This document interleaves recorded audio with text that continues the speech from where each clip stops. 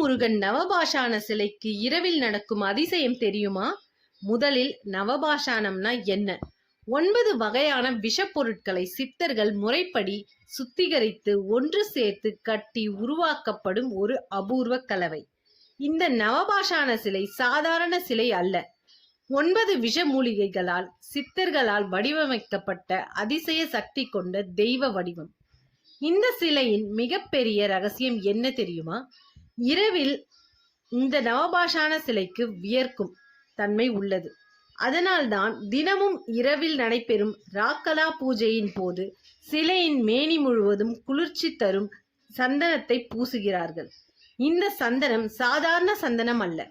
சிலையிலிருந்து வெளிப்படும் தெய்வீக நீருடன் கலந்து ஒரு அரிய மருந்தாக மாறுகிறது.